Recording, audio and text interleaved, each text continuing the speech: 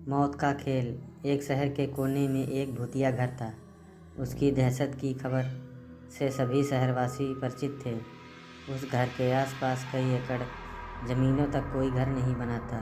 दरअसल उस घर के आसपास कोई रहना ही नहीं चाहता था।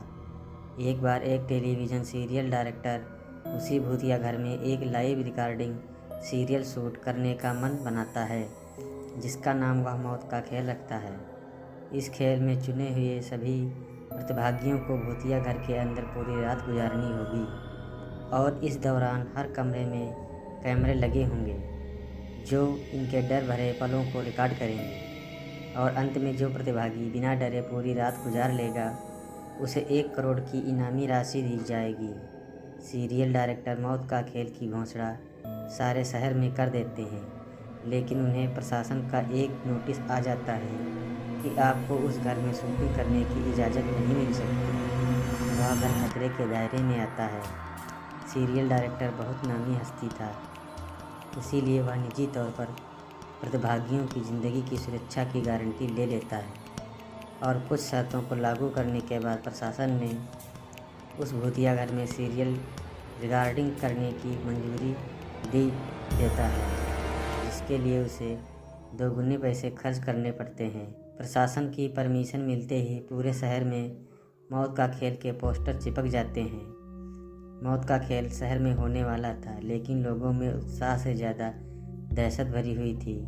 पूरे शहर को यकीन था कि इस प्रोग्राम में हिस्सा लेने वाले लोग जिंदा नहीं बचेंगे, लेकिन ये दुनिया तरह तरह के इंसानों से भरी है। उस प्रोग्राम में इनाम के लालच में कुछ लोग हिस्सा लेने पहुंचते हैं। सभी प्रतिभागियों को उनके नंबर दिए जाते हैं और साथ ही उनके हाथ में एक इलेक्ट्रॉनिक ब्रेसलेट बांधा जाता है। यदि उन्हें डर लगे तो वह उसमें लगी बटनों को दबाकर इस प्रोग्राम से बाहर आ सकता है। प्रतिभागियों में 12 लड़के और 3 लड़कियां होती हैं। एक दिन के समय ही बिल्डिंग के कमरों में कैमरे लगा दिए गए थे, क्योंकि रात को भूतिया आत्माएं उस बिल्डिंग के कमरों में दहशत का तांडव मचाती हैं और रात के समय अंदर जाने की हिम्मत बहुत कम लोग ही जुटा पाते थे।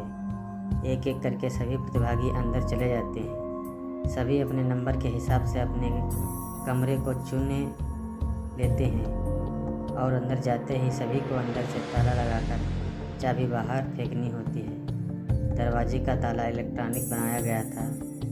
उनके हाथ में लगे ब्रेसलेट के बटन दबाते ही वह ताला खुल सकता था, लेकिन यह बात उन्हें बताई नहीं गई थी। अगर किसी प्रतिभागी ने वह ताला खोला तो प्रतिभागी प्रतियोगिता से बाहर हो जाएगा, जो कि कैमरे की रिकॉर्डिंग में दिखाई देगा।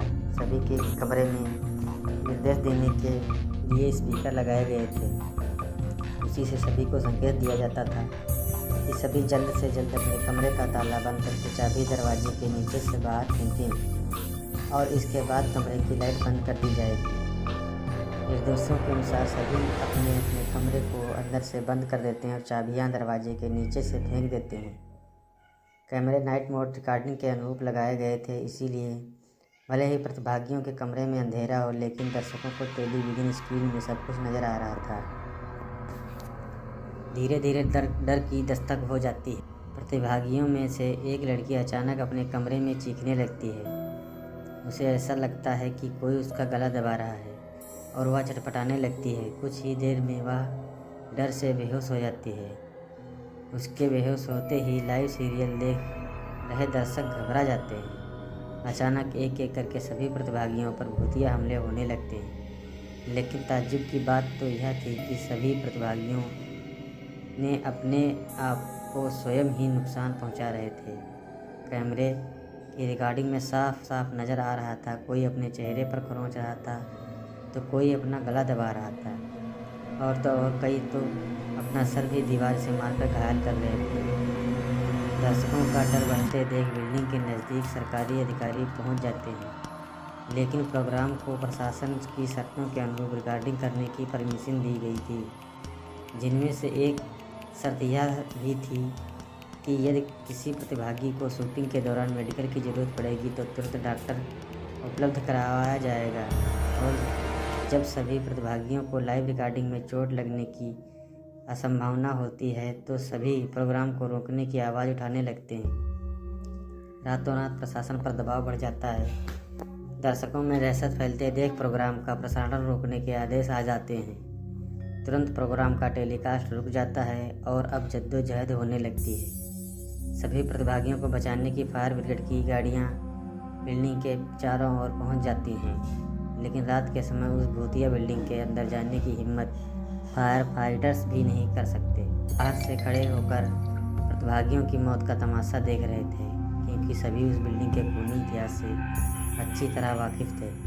कमरे में लगे हुए स्पीकर की मदद से सीरियल डायरेक्टर प्रतिभागियों को ब्रेसलेट का बटन दबाकर बाहर आने का निर्देश देता है, लेकिन किसी प्रतिभागी को स्पीकर से कोई आवाज़ सुनाई नहीं देती और न ही प्रतिभागी इतने कंट्रोल में थे कि वह ब्रेसलेट की बटन दबा सकें। देखते ही देखते सभी प्रतिभागी लाइव रिकॉर्डिंग में ही आत्महत्या कर लेते हैं, लेकिन सब जानते थे कि यह भूतों के द्वारा किया गया नरसंहार है। सुबह होते ही सभी की लाशें निकाली जाती हैं और सीरियल डायरेक्टर को भारी मुआवजे के साथ कई साल की जेल की सज़ा सुनाई जाती है और उस बिल्डिंग को हमेशा के लिए नो विजिट जोन घोषित कर दिया जाता है।